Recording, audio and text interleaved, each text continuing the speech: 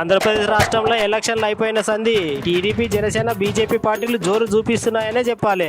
ఎందుకంటే జగన్ పాలన పోయి చంద్రన్న పాలన వచ్చినందుకు జనాలు అందరు సంతోషంగా ఉన్నారట. అయితే కుప్పంలో ఒక పెద్ద భారీ బహిరంగ సభను ఏర్పాటు చేసిర్రు కదా. ఆ సభలో ఆంధ్రప్రదేశ్ రాష్ట్ర ముఖ్యమంత్రి నారా చంద్రబాబు నాయుడు సార్ మాట్లాడుకుంటా ఇన్ని రోజులు జనాలందరూ ఒక రాక్షసుని మూర్ఖిని పాలనలో నలిగిపోయారు, ఇప్పటి నుంచి అట్లా జరగదు, సభ జరిగినంత సేపు వర్షం పడ్డా కూడా ఏ మాత్రం వానకు భయపడకుండా చంద్రాల సార్ అయితే ప్రసంగం మొదలు పెట్టిండు. ఈ కుప్పం జనం అందరికి నేను చాలా రుణపడి ఉంటా, ఎందుకంటే నన్ను 8 సార్లు ఎమ్మెల్యే చేసినందుకు మీ అందరికి శరణార్థులు. నాకు గనక దేవుడు ఇంకొక జన్మ ఇస్తే మళ్ళా ఈ కుప్పంలోనే ఉట్టి ఈ జనాలందరికి సేవ చేసుకుంటా బతుకుతా అని చంద్రాల సార్ అన్నాడుల్లా. ఇన్ని రోజుల నుంచి ఒక లెక్క, ఇప్పటి నుంచి ఇంకో లెక్క.